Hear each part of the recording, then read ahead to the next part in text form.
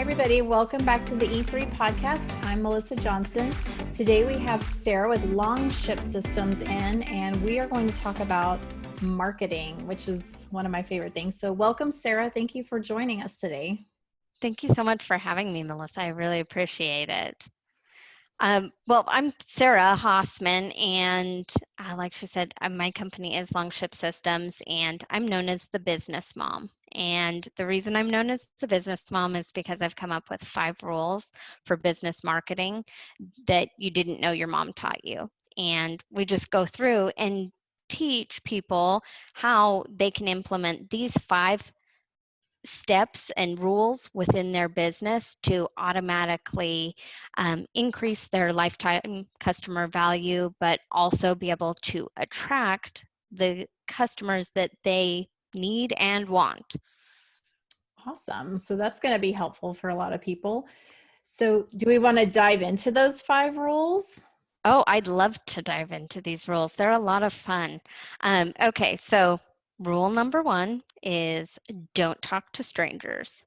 And I'm sure your mom told you not to talk to strangers at any given point in your life. Well, this applies in your business because if you do not understand the real problems that your clients are facing throughout their customer journey with you, and you're not able to call those things out, then that customer will always be a lost customer because a confused buyer doesn't buy. And I think that's pretty typical. So it's being able to understand fully how that process looks. And I actually have 3 little tricks that you can do.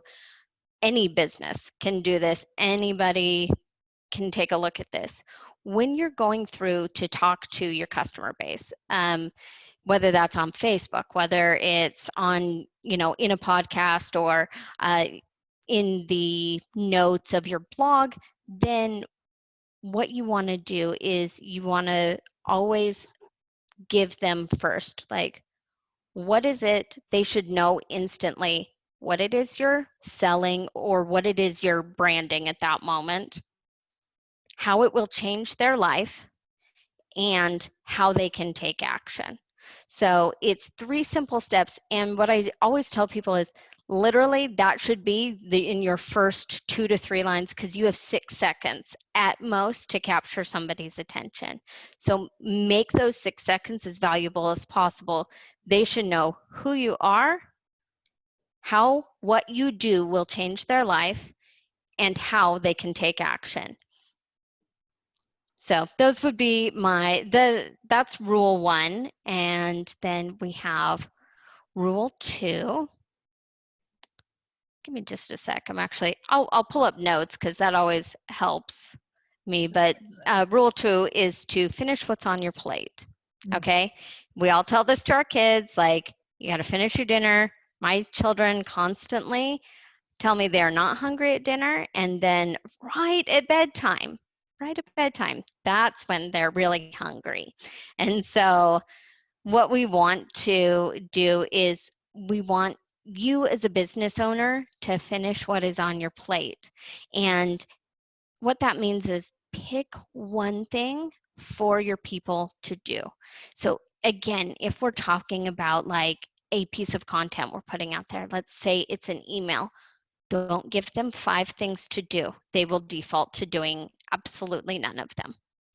And if you give them one thing to do, don't make it like this gigantic thing. Make it one small thing. And then you can do a next call to action where they're doing another small thing. But it's being able to put that into place so that they can really like break that down. And one of the ways that we do like to do this is essentially to make almost like a to-do list. So I gave you those 3 different things that you should do in the first 6 seconds. Well, you can actually make almost like a campaign to-do list. So if this is your interaction that you're going to have with them, then make a place of, hey, I want to know how they start in this process, and then what will finish this process? Because the longer we make things, the bigger we make them. If we're trying to take somebody from lead, like they're just opting in for a webinar, if we're trying to take them straight from webinar to purchasing your coaching package for $25,000, like that's a long sale. It's big. That's too much interaction. It's like you got to know, no, okay, first they're going to become a lead and they're going to opt into my webinar. Cool. What's the next goal? That's going to be get them to show up to webinar. And that's a different set of campaigns and it's a different set of rules. So always make that list of, I want to know where something starts and I want to know where it stops and when we enter the next set. And then choose a single goal. Don't, like I said, don't try and make a big long journey, and then define exactly when and where those processes start and stop. So those are your first two things that you can really do. The And just third to rule. tie, sorry, but to tie that back to real estate, just for the people that are listening, because a lot of them are doing real estate, that's really like, you know, when you're doing like a direct mail campaign or something, you know, you're reaching them first and you're just saying, you know, who you are, what you do, and then a call to action. And like, I know, like in my mail pieces, I lay out that process, like it's 3 simple steps, you know, give us a Yes. call and we'll get some information about your property, and then we'll come out and make you an offer, and then we'll close on your timeline. It's like 3 simple steps, so that they, because you're right, when you add too many things for them to do, it's like, they're not going to do it, right? So the first easy step, just call us and we'll talk to you about your house and how we can help you. And I think that really helps people focus in on like keeping it simple with your message too, right? Yes, and the other thing, and we'll kind of talk about this in just a sec, but it's also really being able to call out the motivation. So motivation has two parts to it. Motivation comes in either positive motivation or negative. And how that looks when you're like building out a client journey is you want to know exactly what success looks like. So if success is the phone call, then give them those real emotional words of what that's going to be. Or you could call out what failure will look like, how they will feel. And sometimes you can even call out both in the same short little sentence, you know, saying those types of things, like you said, hey, is your home, you know, in need of these things? Are you having a hard time? Do you need to pay off bills? Whatever those things are, but I would always default to like really calling out the emotion. Don't call out feature, call out emotion. People respond really well to emotion. I agree with that so much. And that's actually one of the things that we do, I think do pretty well in our marketing. Do the same thing. When we go in, we're going in with like, are you, you know, are you facing this situation, this situation? Are you feeling, you know, overwhelmed, you know, especially like in a probate situation where somebody inherited a home? Like, do you feel overwhelmed? Do you feel confused about what to do with this property or whatever? Or like fed up, you know, with tenants or whatever? But then at the end of that series, I do go back and I just, you know, my favorite question is, what are you going to do if you don't sell that house? And it does I start know. making them think about the fear part of it. You know, you don't want to fear monger anybody, but you know, it's like we've given all the positive things, you know, in this first 6 series of letters or postcards, but then at the end, calling out that last thing, like you said, like, Well, and I always say, like, don't call it fear mongering. Don't call it any of that. I mean, for heaven's sakes, you're a mother. I'm sure you have done this at some point, but like, I will tell my kids, you need to come and do the dishes. Now, you have the choice here. If you come and do them right now, I'm more than happy to pay you $1. However, if you are going to fight me, then I will not pay you the $1 and you will still end up doing this thing. Like you're still going to end up doing the thing. And that's not fear mongering. That's just the plain old reality of it. And the truth of the matter is, if they choose not to interact with your brand, that that is something where they are going to feel that pain, and they're going to continue to feel it. If you're constantly relying only on bank loans, and it's calling out, like, so if you are private lending or you're looking for those types of things, then it's calling those types of situations out where, great, here's what successful look like, but also here's what you're not going to change your situation unless you choose to. But Right. all right, so one of the other rules is, I know I can see I can see you because I have eyes in the back of my head. And I even told my kids this the other day, and they were like, you have eyes in the back of your head? And I said, yes, I grew them when I was pregnant with you. And I love it. they were totally freaked out. But what that means for your business is that you want to really understand and call out the real struggles that your clients are facing. And you want to be really well acquainted with them. If you are in a business where you are not really familiar and acquainted with the struggles that your clients are going through, I would challenge you to definitely get back involved in at least some form of that, into what those emotions feel like, how those situations look, because it can only serve to better your process. But I definitely call this phase, like, my mom pro tip here is you need to learn how to call forward or turn on the bat signal. So a lot of us like to think, and we do this so often in our marketing and our advertising, of, look, you have all these problems, and here I am, I'm Batman, I've come to save the day. But the truth is, you aren't Batman. The client is Batman. And they need to understand that you have turned on the bat signal so that they can come and save the day. Now, you can be a guide, you can be Commissioner Gordon, you can be whoever you want to be, but you don't get to be the superhero. Like, we don't get to ever be, in our business, we don't get to be Luke Skywalker. That's not who you are. You get to be Yoda or Obi-Wan. Pick somebody else, but you don't get to be the hero. The hero is the client, and we need to understand those different pain points, but then know how we can turn on the bat signal and how we can really frame it up. And 9 times out of 10, it's not going to be talking about your story. It'll be talking about their story. Like you had said earlier, like really calling out those emotions, those pain points, but in a way that they feel, oh, I want to take action. And those small steps, that always helps. Like, just call us. So you've got this.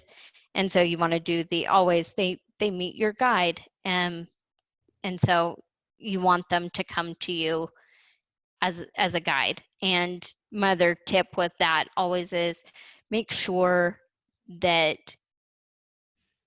as you're doing this, and this is part of my fourth step, which is, would you like to be my very special helper? Like, say thank you. Like, when you have a very special helper who has decided to come to the table to help, and that's your client, then always, always, always say thank you.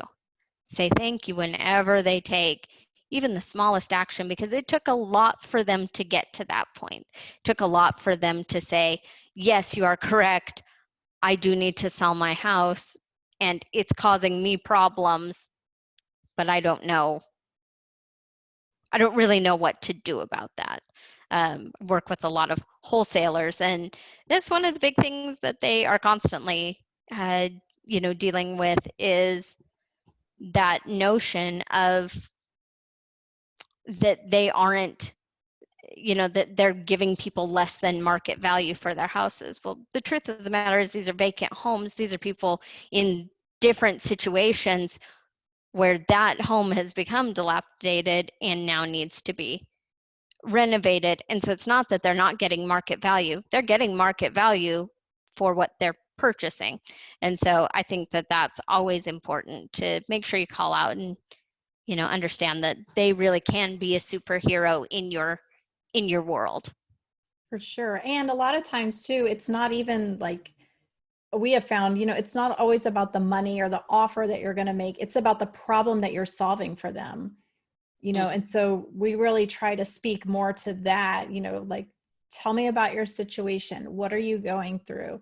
And really digging into that motivation of why they need to sell. Because sometimes, there are times, where it's like, they just want the money and they want to be done with it. But a lot of times there's something else going on. And if you can get to that other layer of motivation, it seems like that marketing just converts better, because you're right. Like they're the hero of the story. Like, we're not the hero. We're just the guide. We're just here to provide some solutions for them, but it's really going to be up to them in the end, right? To take the action. Yeah. And I think the way that you said that your marketing letters are laid out is perfect. Like, we're going to ask them a couple of questions so that they understand the context under which, why we're, mailing to them or emailing to them or anything that we're doing to interact. But it's then you want to spend as little time as possible really talking about yourself. Like, how much does Yoda say about himself? Nothing. Like, Exactly. Obi-Wan is a perfect example of that. He doesn't say anything about really who he is. He's just some old weird guy. And to Luke when he first meets him. So it's definitely a situation, where you want to do that. And then my last rule is I can't hear you when you mumble. And my kids mumble to me. Like, I swear they'll talk clearly to everybody else. And then the moment they come and talk to me, it's like, it sounds like a Peanuts cartoon where the adults are talking. Wah, wah, wah, wah. Yep. And it gets so challenging for me when they mumble. And we see this happen a lot of times. People will write quite literally the Odyssey of all emails or how many of us have scrolled on Facebook and you see somebody who you actually super duper know and respect, and they have put this post, and then you click the more button because you can tell there's more than the first little bit that they have on there, and it's this long and there's no space breaks or anything, and all you can think is, I know this is valuable and I'm sure you said something really cool here, but I do not have time to read all of this. Just either like or scroll past. And we do that, we don't get to the point. And I have a really easy trick for you. If you have something long that you want to say to people, then break it up with space breaks. Never go more than 3 lines on any piece of content that you are doing. 3 is the absolute max. And wherever possible, make it sound like a conversation that you're having with them. Bring forward maybe the questions that they would be asking themselves. And in one of my marketing pieces, I was trying to get people to my masterclass. And I do a weekly masterclass where people can log in, learn more about the rules, and we highlight different parts of marketing within businesses. And so as we go through, or one of the emails, the invite emails, is the last one, and I'm like, if you're still reading this, then I don't believe I don't believe that this is just luck or happenstance. It means that you need to see us and you need to be there. There isn't any, just do it now.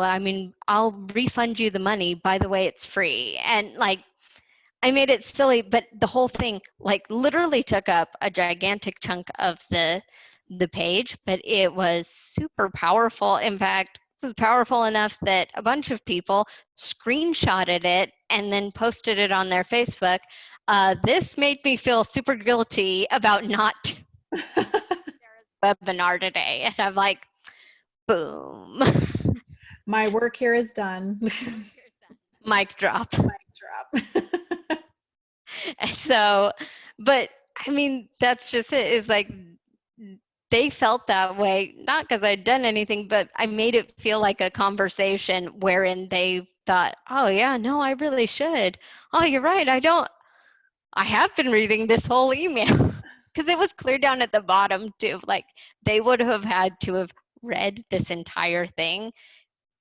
And it's hilarious, but people always say, I get your emails and I think, oh my gosh, that's so long. And then I get to the bottom and I'm like, that wasn't really that much information. It wasn't that long. Well, it's because I space broke everything up into tiny bite-sized pieces that you could enjoy and take advantage of. So That those makes are a lot of sense. the 5 rules, and just a little bit of an idea of how we apply them in businesses. So I mean, I yeah. love that. It's smart, and I like the way you did it with the whole mom angle. I think is really good because those are all like really relevant points when you're doing marketing. Like every piece of that is important and has a purpose, and marketing is so, I don't know. I think it's so fun, and I just love all the different ways to approach it. And like you were saying, one of the things that we do, and I'm sharing because it might be helpful for people too, is like we do start a mail piece with questions. That was something that when I revamped all my marketing pieces, it's like I was thinking about story brand, which I want to talk about in a minute, but like where are these people at and how must they be feeling right now? And what we actually did was, I'd have people when they would take the calls, I was like, take notes on everything they say. Like the calls get recorded, but then also like take little notes and put that in the CRM system. That way, when that property comes up, like we know, if their dog was sick or if, grandma had passed away and they were feeling sentimental about something that was in the house or just something that we, like details. And then, how are they feeling about the situation? Because a lot of times, they'll just say, I'm fed up with this. And I was like, just take their words and let's record their words. Cause this is like marketing gold because it's not coming from you. You're not having to guess how they feel. They're telling you how they feel.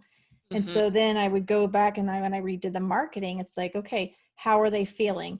Are you feeling overwhelmed by, this or that? Are you confused about the probate process, or are you sick of dealing with tenants who aren't paying? Are you tired of the city, on you for not mowing the grass, whatever their situation is.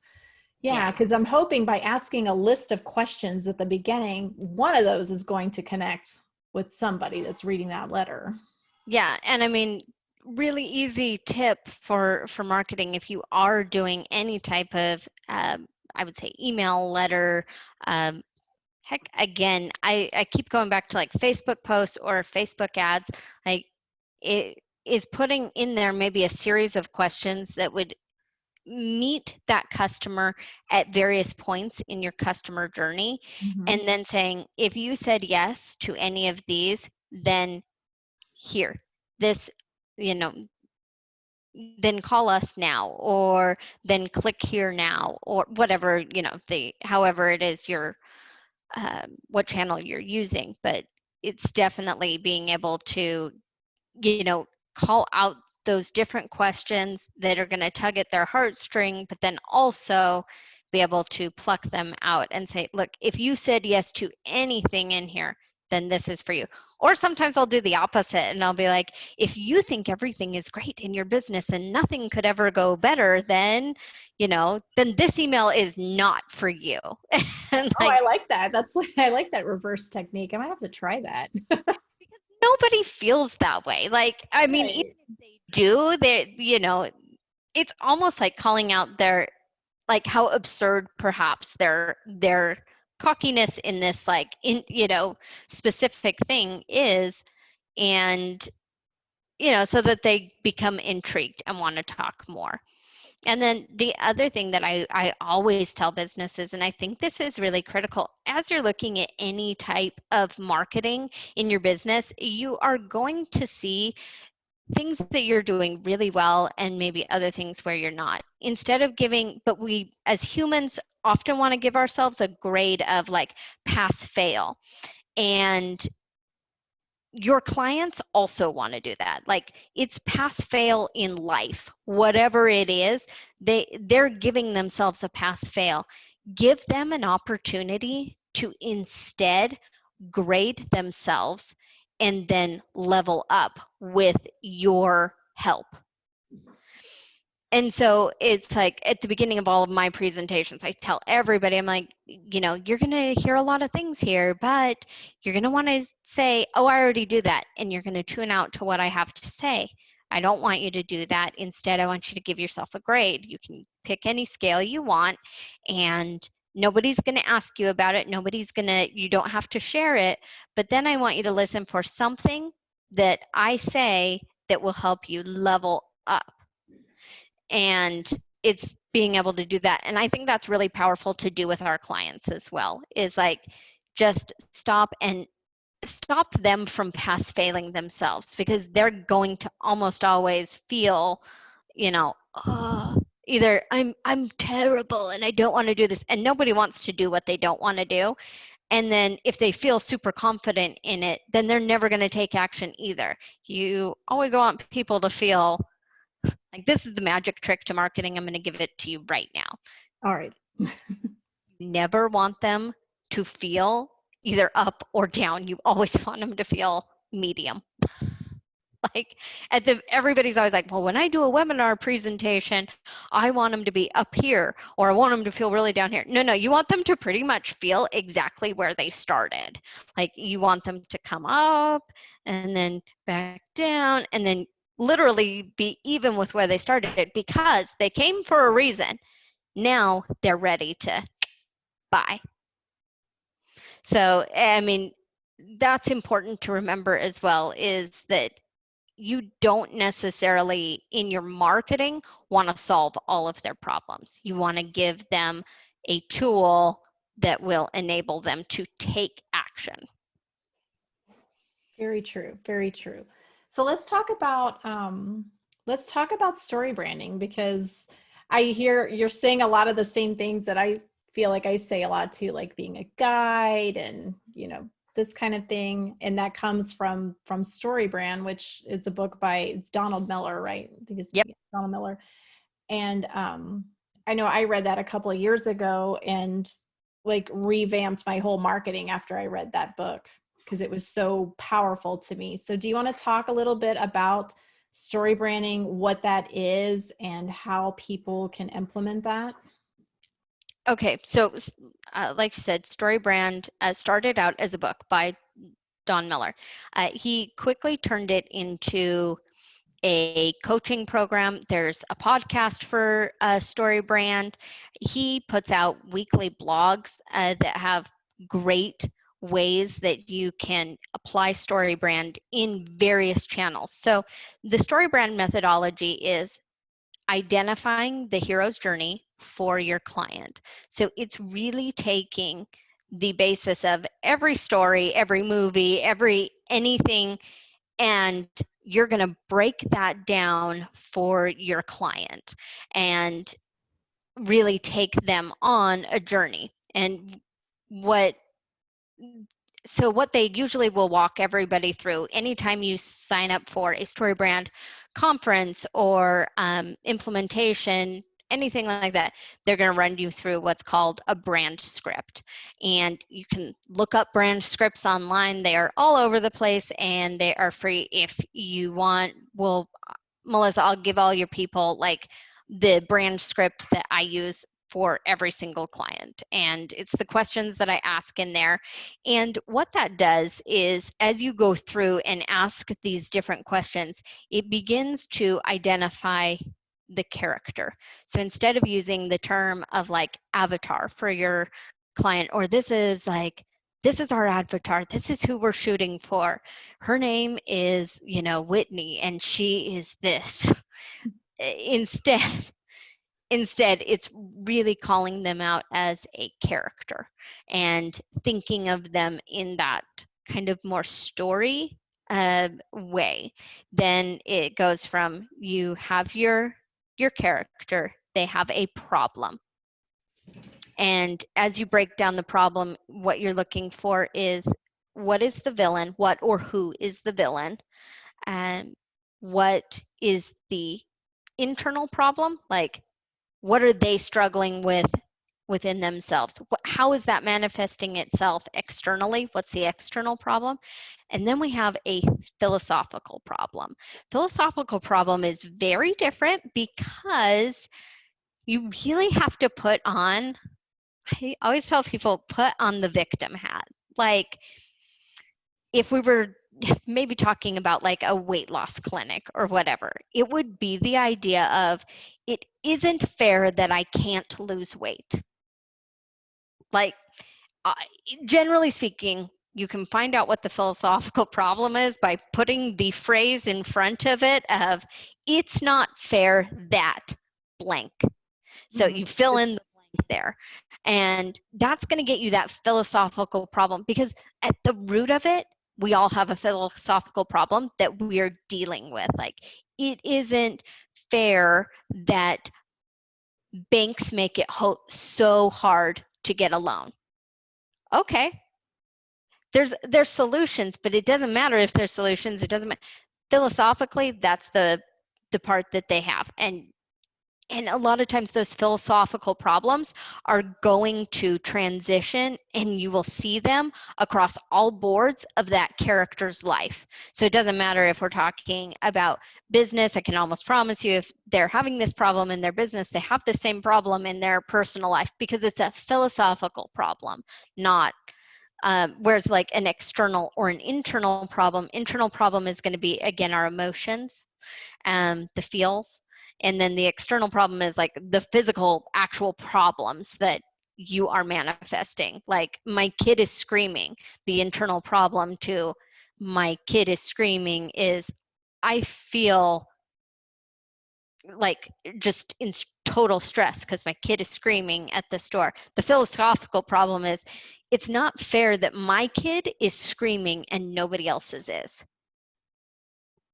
Exactly. It's not fair. And so, like, again, looking at it from those different angles, because that's going to help you be able to really meet their problems. And I wouldn't take any of that in jest either. Like, it's super, it sounds sort of funny to say like the whole victimhood, but I mean, really, you start tackling some of these philosophical problems that your clients are facing, and if it doesn't touch a heartstring with you, like, then maybe you're in the wrong business altogether. Like, but it should tug at something even for you where you're like, oh, I don't want them to feel that way. Then the next part of branch scripting is they meet a guide. And that's where we're going to talk more about the guide, what they're bringing to the table, the authority. And authority comes in a couple of different ways, but one of my favorite ways to bring authority is through testimonials. So that's something that I really liked about your site, Melissa, was all the testimonials, and they were detailed, and they were like, that's nice for people to see. They see somebody who had their same problem and got the outcome that they want. Now, StoryBrand also does have 4 testimonials, though. StoryBrand has a whole set of questions, and I think all you have to look up is StoryBrand testimonial questions. It literally gives you a little script that you can give to anybody if you want to get testimonials from them, and it will help them structure it so that you get to the point where customers will want to buy off of testimonials. And what I like to do is, if I'm doing a website or a membership site, or even just a lead capture page or anything like that, I like to weave in as many times as I can, even just little snippets of testimonials or authority from about the guide, because that reassures to the character, oh, okay, you can trust them. This person. Well, and it also puts you in the position of you're not having to say, look at me, this is what I can do for you. You're letting other people do the talking for you, which I think is really powerful. One of the things, again, going back to my marketing revamp, that was something I did because I didn't, after I read Story Brands, like, you're not supposed to talk yourself up. And I feel like I get a ton of mail pieces. I'm sure we all do, from people that want to buy your house or whatever. And, and it's always like, and, I can come in and I can do this and it's like, I. And when you, instead of doing that, like, I don't think I was doing a ton of that anyway in my marketing, just because it feels weird, but by putting a well-placed testimonial in your direct mail pieces. And I went like super nerd and actually found testimonials from people that are in that position. So in my series of probate letters, I went back through my testimonial files and pulled out some that were in a probate situation that Yes. and use that in your marketing. Yep. It's so powerful because they're saying all the things. They've already been through the situation. They're verbalizing how it felt to be there and how it felt so much better when the problem was solved without you having to say a word. And I think so powerful. Yeah, it's super, you will be shocked at how often you, if you stop saying I and literally anytime in your marketing you want to say I, other than to introduce yourself. Hi, I'm Sarah Hosman. Like, literally let somebody else do it. They will do a better job than you. They will, like, because people can relate more to that. And it really does, it tugs at their heartstrings. And you had called out another thing that is perfect in your letters that you're doing, is calling out a plan and making it simple. There is a lot of psychology behind the whole number 3, but it leaves an open story loop for people. People like the number 3.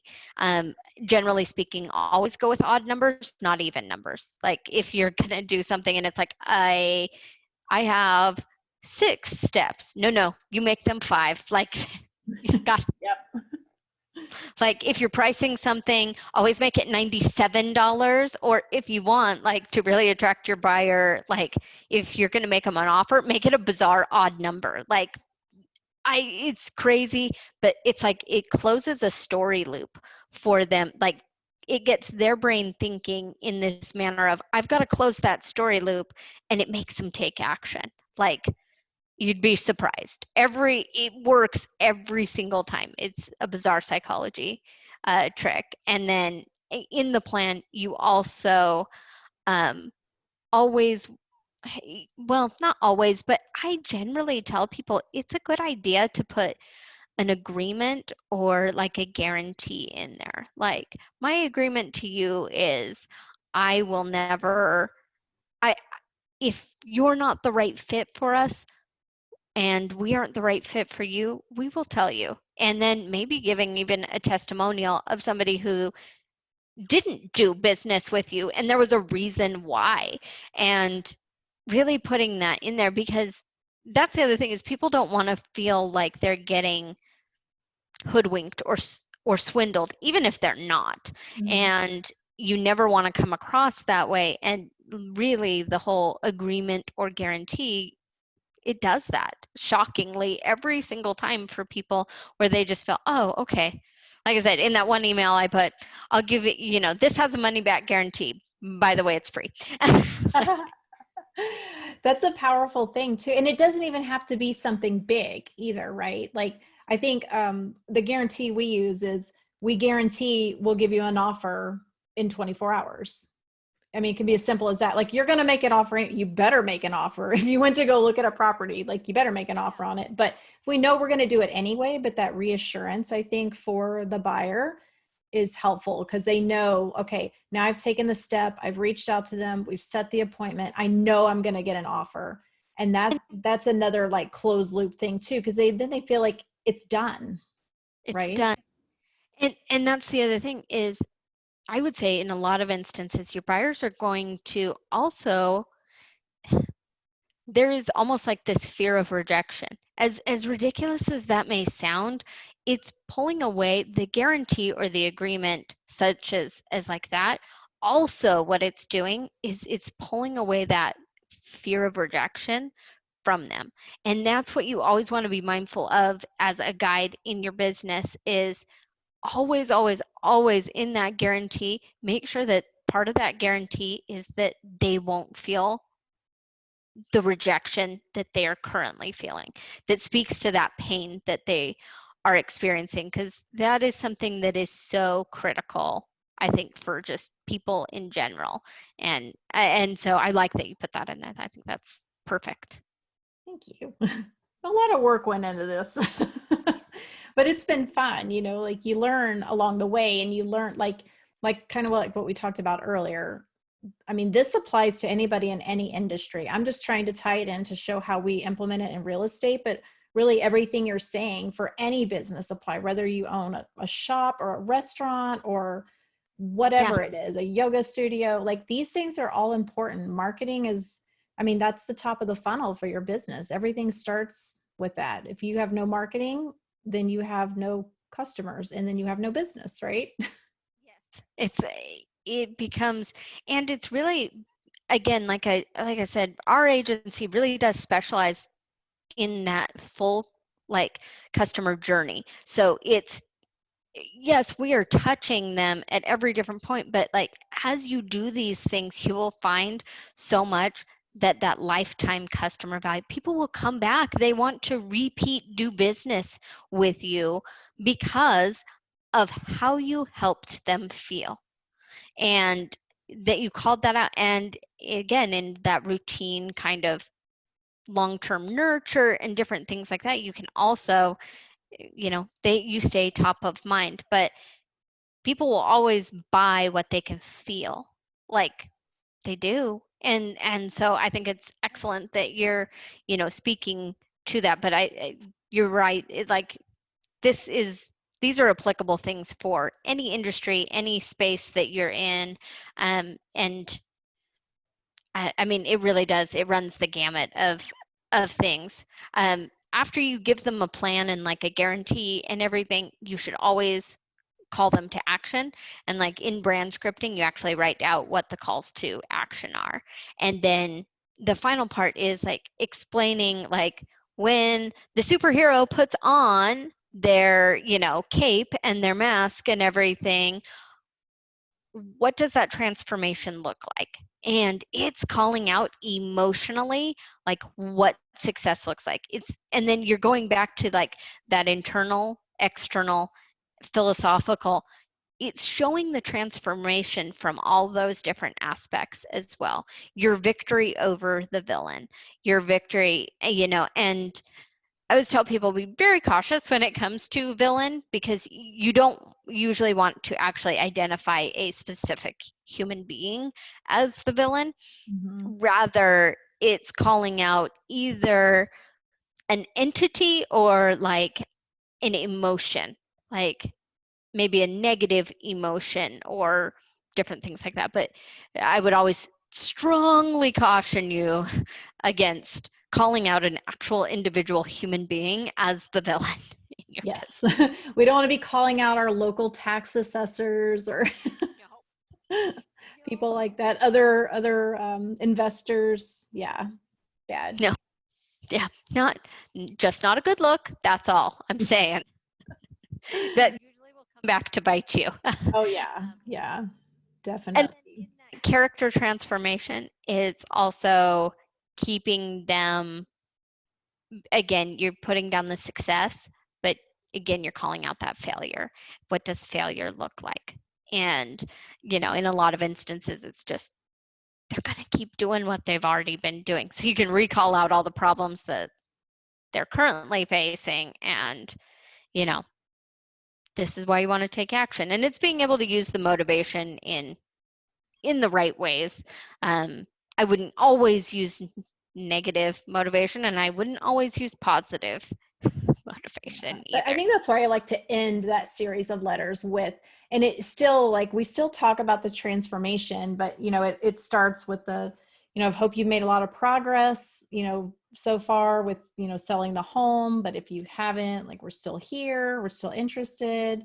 So we're letting them know, we're still available and still open to working with them. But, if you haven't, what's holding you back? What are you going to do if you don't sell the property? And just, can you stop for a moment, like, and imagine how your life could be if you didn't have this, burden that you're dealing with?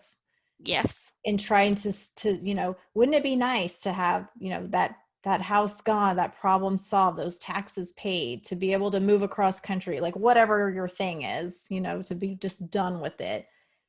And so hitting them with the negative, but then at the end still, putting that positive spin on it by, this is what your transformation is going to look like in the end. Yeah. And so, like, one of the things that we specialize in doing is once we've completed a brand script for a specific situation, we get really nitty gritty. Like, I do a separate brand script literally for all of our clients' various products. So if they were to come in and, they have product A, product B, product C, we're doing a brand script for every single one. And we're not only doing it, so there's like a fulfillment side, like what does it look like once a house is under contract? Cool. We do a brand script for that. And then we speak all the emails to that specific brand script, or any of the text interactions, or any of the, like, it's speaking only to that. Then if we're dealing with like a sales pipeline, cool, that's a different brand script. I don't care if it's leading to the same product that we just did a brand script for here. That client is in a different situation. They need a different set of transformation. And so it's really like we go through and execute doing that with each individual process and subsection. And then what we can do is we can really form those scripts so that by the time we get all the way over here to marketing, so we would start in internal sales, then we're over here in marketing and advertising world. Cool. Now we can script out videos. Now we can, that again are all meeting to those needs of what it is our client ultimately is going to want. And it's being able to format videos in different ways with specific images that are going to call forward your your ideal client. Yeah. And that's important to remember too. So just kind of tying that up a little bit, but you're doing all these things, you're doing all these story brands and stuff like that, so that you can have this messaging, just like what I've been talking about with my, like, a probate series of letters. Like, I did a story brand for probate, people facing in a probate situation. And this is how you can use this in real estate. You can do, you've got people in all these different situations, make a story brand for each situation that they're in, and then really make your marketing speak to that, and use the story brand script to create those marketing campaigns, where you're touching them several different times. The message is always different, but it's like a progression, right? I mean, it's like a story, just like story brand. You start at the beginning, and then you've got the rising plot and the climax, and then, the Yep. down, and then the end, right? And that's exactly how the story brand flows, and your marketing should flow the same way, I feel like. Yep. And what you always want to remember is, of course, in any movie, and movies are the easiest way we can see this because it all happens within a 2-hour span, but we come in and we see the character, and the character will always have a problem. They're no fun if they have no problems or flaws. And if you notice in the story, right before we get to the end, our character is pretty much right back where they were at the beginning, because we had a rise and an arc and and now we're in the, montage of things didn't work out. Oh, no, no, no. And they're right back where they were. What you want to do is always remember that your business lives in this space between opening and, sad montage.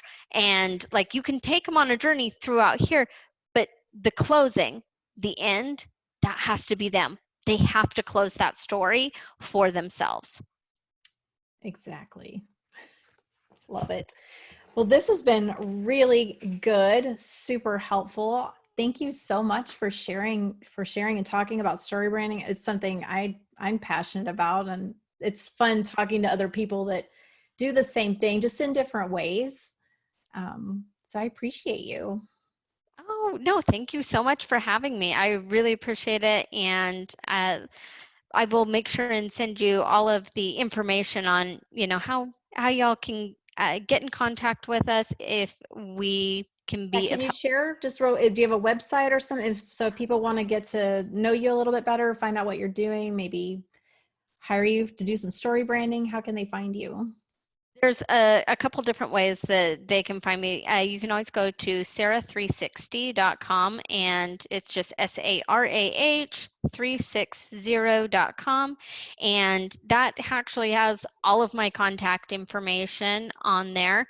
But I also do a weekly masterclass is what we call it, and it's free. You can jump on at any time, but if you go to LongShip Systems, that's LongShipSystems.com/get registered, and that gives you the chance, and you can always jump in. This week we are doing it on Wednesday at 10:30 Pacific Standard Time, 1:30 Eastern Standard Time. So it's multiple ways that you can get in contact, with me, and schedule a call, and we can talk more about your business and your individual needs. We have worked with everybody from the Church of Scientology all the way through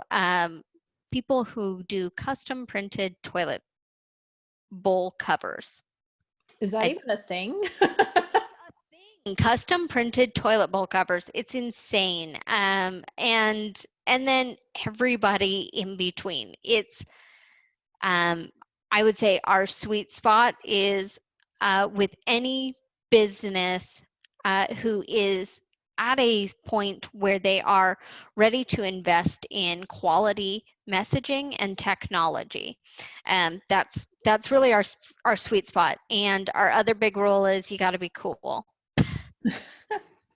I We don't. like that rule.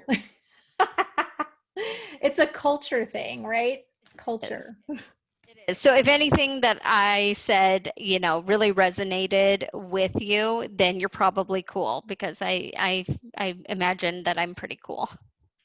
You're so cool. And I so appreciate you taking the time to share all that with us today.